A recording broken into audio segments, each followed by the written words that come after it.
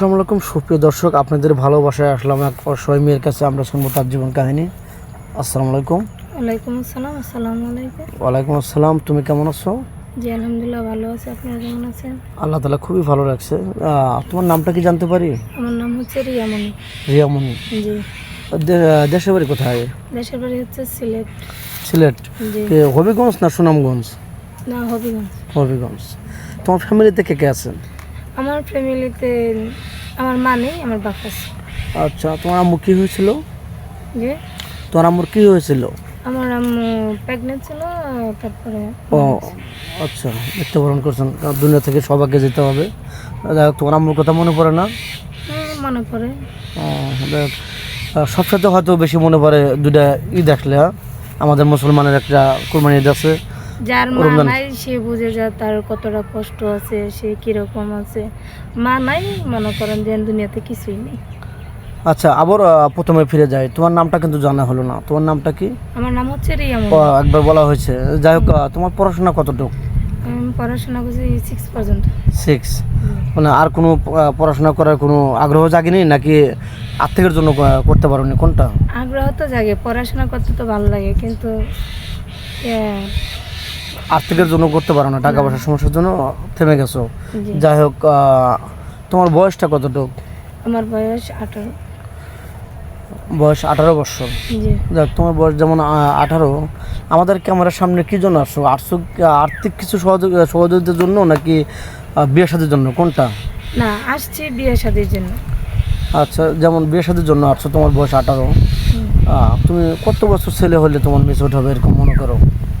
যেরকমই হোক, বা 30 বছর 35 বছর, যেরকমই হোক, মনে করেন যে সে যাতে আমার নিয়ে থাকতে পারে, খাইতে পারে। মানে আমি সারা জীবনের জন্য একটা নিচে থাকতে চাই।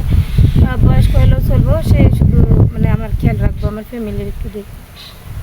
তুমি বলতে চাচ্ছ যে তার বয়স একটু বেশি হলে আমার সমস্যা নেই, শুধু আমার খেয়াল রাখলে হবে। আমি গরিবের মেয়ে, আমি 2 মুঠো ভাতেই খুশি, বেশি দরকার নেই।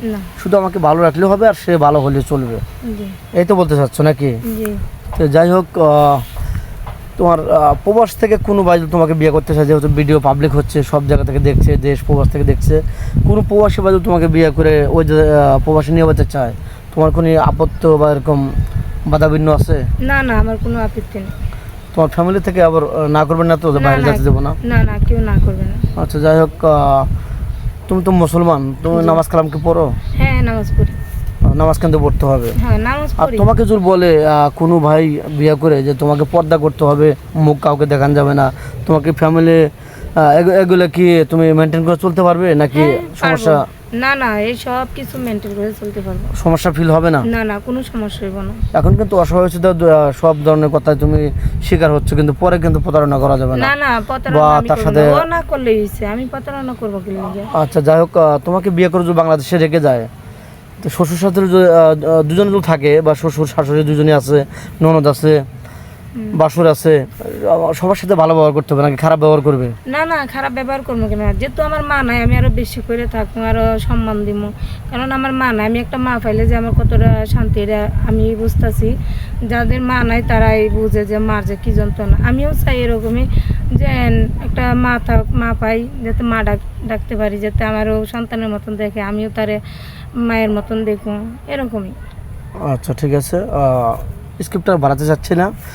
তোমার ফোন নাম্বারটা আমাদের স্ক্রিনে দিয়ে দাও। ফোন নাই, আমি ফোন চালাই না। ফোন চালাবো গেতে, খাইতেই পাই না ঠিক মতো। তোমার ফোন নেই? না না, আমার কোনো ফোন নেই। দর্শক বন্ধু শুনতে পারলেন, মেয়েটার কোনো ফোন নেই। আমাদের নাম্বার দেওয়া থাকবে, কেউ ভিডিও কল দেবেন না, দয়া করে কেউ ভিডিও কল দেবেন না, অডিও কল দেবেন। ভিডিও কল দিলে ব্লক করতে বাধ্য হবো। ভালো থাকবেন, সুস্থ থাকবেন, এই বলে শেষ করে দিচ্ছি। আল্লাহ হাফেজ।